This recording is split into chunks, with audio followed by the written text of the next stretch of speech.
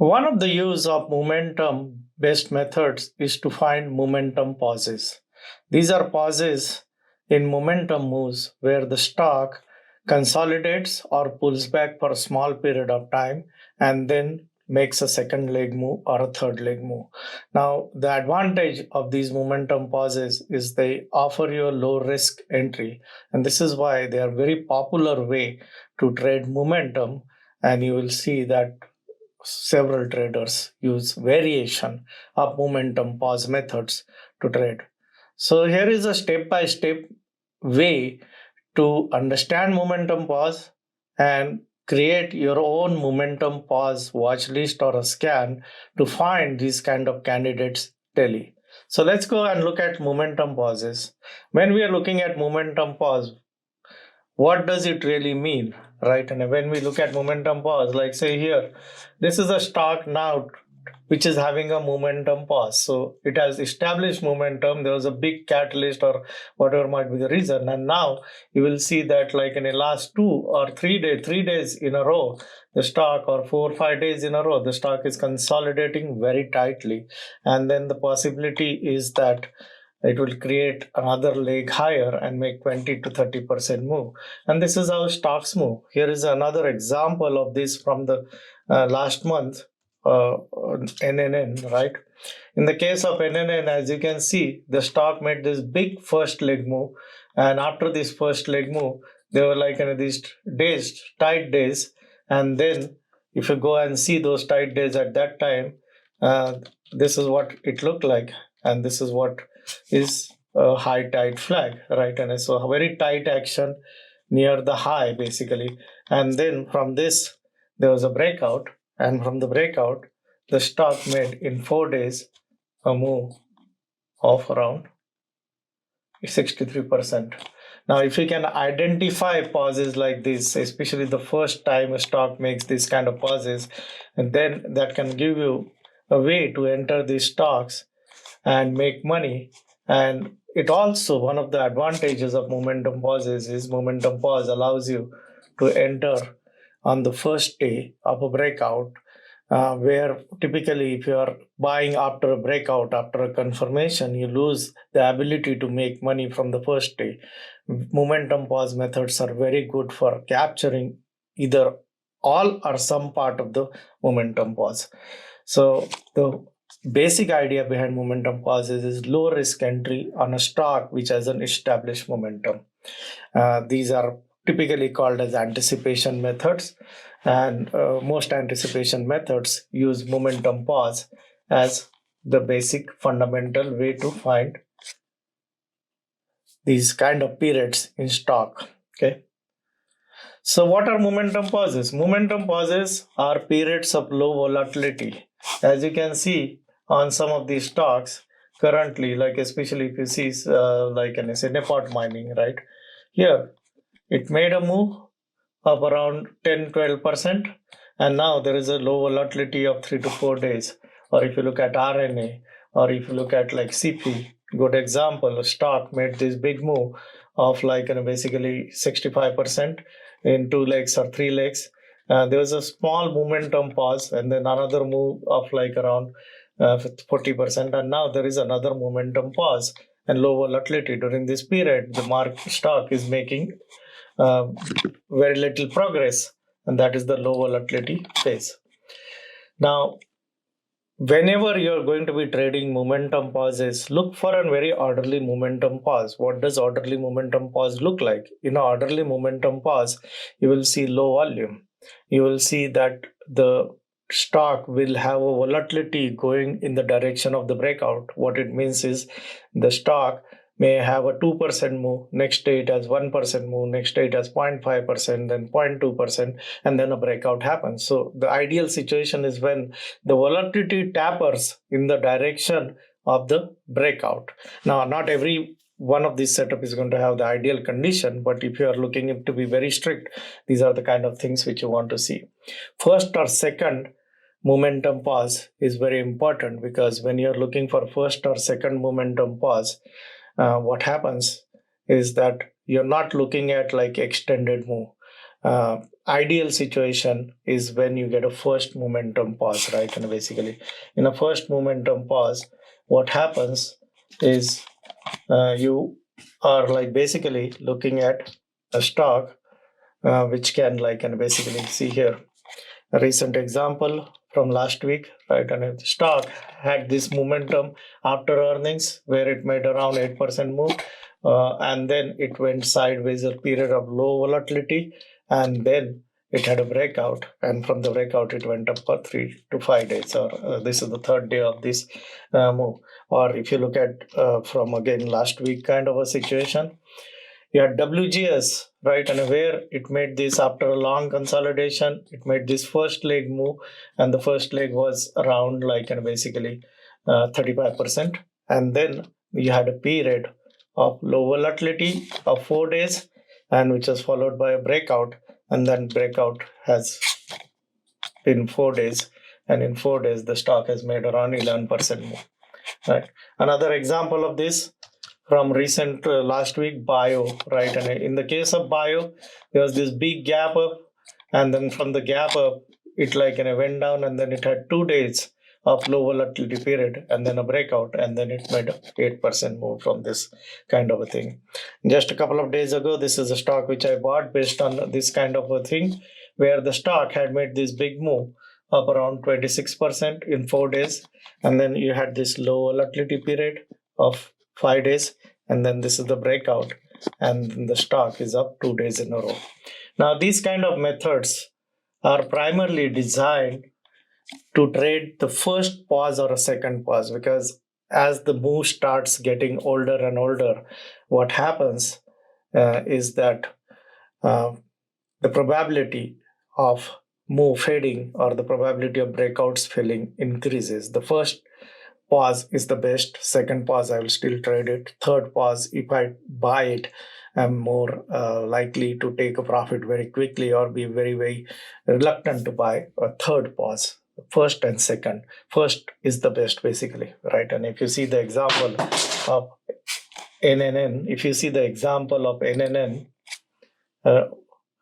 this was the first pause. And if you see, the pauses after that didn't work out as well, right? And basically, so the first pause is very good to target. The other thing which is important if you're going to be trading this kind of methods is like, and visually what you're looking for is first leg and then a tight consolidation, and then you enter either in this consolidation or you enter with a stop, buy stop just slightly above this consolidation, right? And basically that's the two ways in which you can enter this particular stock. Now, if you want to find good risk reward, try and look for situations where the first leg of the move is more than 15%. Because if this is around 15% plus, right, and this stock is very explosive, because if it makes this 15% kind of a move in a 3 to 5 days, then it has very high momentum. And from that momentum, what it does is it explodes. So these are some of the nuances. The first leg should be 15%. And when you're looking at this consolidation or the pause, momentum pauses, one of the things which I have discovered is that momentum pauses of less than 10 days are good.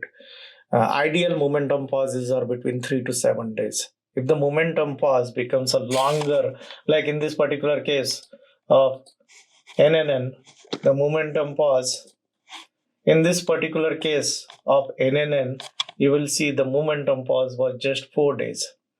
Now this is important because if the pauses become like in a 10, 12, 14, 15 days, the probability of that stock breaking out and working decreases, because what you want to see is urgency to buy, right? And basically, when this pause is only 3, 4, or 5 days, or 7 days, or less than 10 days, there are still buyers who are very aggressively trying to buy this particular stock, right? So these are some of the rules which you can make. Now, this particular kind of a momentum pause works very well in terms of risk reward on high price stocks, because in a high price stocks, when they set up in a low momentum phase, many times they will have a very, very tight action where supposing a stock is trading at 100 or $150, and then it has a tight 2 or 3 days where it trades even less than 50 cents or 60 cents. So when it breaks out, it makes 10, 12, 15, 16, 20, $30 moves. So as a result of this, the risk reward tends to be the best on high price stocks. So if you want to trade these momentum pauses, try and focus on higher price stocks about 40 days and 40 price, and more so on even higher than $100. Now, how can you find these momentum pauses? Largely, people use it in 2 or 3 ways. One is by having a visually identifying these pauses, going through a list of stocks and then identifying, because this is a visual pattern, right? And then finding the stocks which have this pattern. The other way, if you want to make it like doing this visually, will involve going through 500 to 1,000 stocks every night, and this can be a process which can take half an hour, 1 hour. So if you want to shorten that process, you can also find momentum pauses using scanning, and I will show you how to do that in the next slide, right? The other way of finding momentum pauses is by using Bollinger Band squeezes. Whenever the Bollinger Bands are squeezing, that tells you that there is a low momentum, right? And when the momentum is low, Bollinger Band squeeze. And when the momentum is higher or volatility is higher, or when volatility is low, momentum Bollinger Band squeeze. And when stock breaks out or breaks down and follows in that direction, or momentum burst happens, the volatility increases, so the Bollinger Band becomes wider. So tight Bollinger Band squeeze. You can find scans for Bollinger Band squeezes, which can allow you to find this. So how can you scan for this? And in order to scan for this, there are like many ways you can do this, but one of the ways in which you can do this easily is to look at 3 tight days. We call that TTT, 3 tight days. That means 3 days in a row, the stock should be up or down less than 1%, 3 days in a row. And if you see my watch list, which I've created, right, and basically RNA is an example of a stock which 3 days in a row is up or down less than 1%, right? 3 days in a row. So this 3 tight days is one of the ways in which you can find even this particular stock is up or down 3 tight days, right? So that's one way of finding 3 tight days. Now 3 tight days are ideal because when you get like 3 tight days, that means like really buyers and sellers have reached some sort of a stalemate, and then very small amount of buying, if it comes into the stock, it leads to a breakout, right? And basically, and the second way in which you can find is you can scan for stocks. This you have to do it on stocks which have an established momentum. And in order to see how to find stocks with established momentum, I did a video last 2 days ago, which you can go through, or you can go through a video which I did 3 or 4 days ago, which talks about the stocks, how to rank stocks by momentum, basically, right? So 3 tight days, up or down less than 1%, 3 days in a row, or 2 tight days, up or down less than 1% in 2 days in a row. Or you can also look for just 1 tight day, because a lot of times some of the consolidation, right, in this case of like NN and if you see the consolidation here, right, and this was a 1.44 day, this was like a 7.22 day, but this became a less than 1% kind of a day, up or down less than 1% day, like if you see.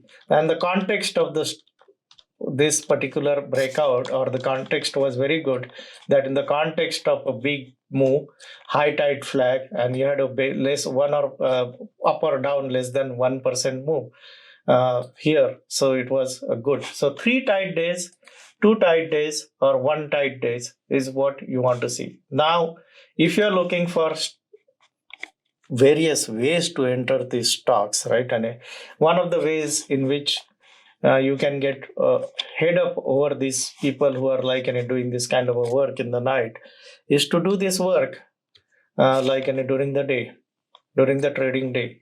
in the afternoon around 2 o'clock, 3 o'clock, say something like this RNA. I identified this stock yesterday before the market close. Now, if I identify a stock like this before the market close, my preferred entry on these kind of stocks, if the market conditions are where momentum is working and breakouts are working, is to enter this in the last 5 minutes before the close, because I'm entering this as the name of this setup is an anticipation setup.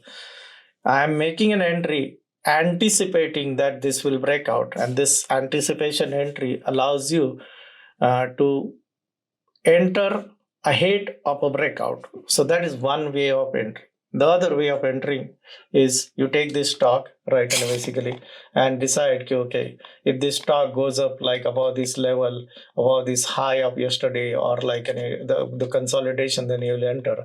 But whenever you do that, like many times, like you're still going to be losing part of the first day move. And also what happens on this stock, if you observe these kind of stocks, because this is a very popular methodology, right? And there are a lot of traders who will have an eye on a stock like RNA. So as a result of this, what can happen is that the stock gaps up. And if the stock gaps up, then you don't get a very good entry.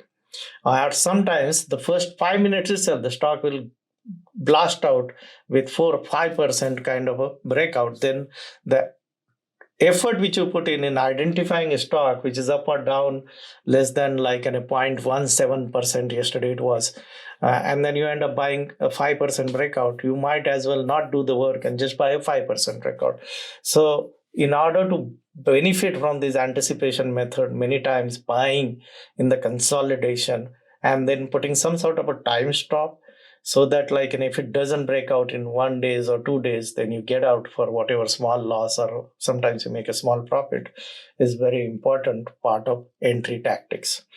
So hopefully this will give you an idea. All these methods, again, let me be very clear about these methods. These methods are used by active traders, short-term traders who are looking for making these base hits or singles kind of strategies where you're looking for 8, 12, 15%, 20% in 3 to 5 days. These are not designed for investor. These are not for somebody who's trying to do a longer term investing kind of a thing. These are strictly for traders.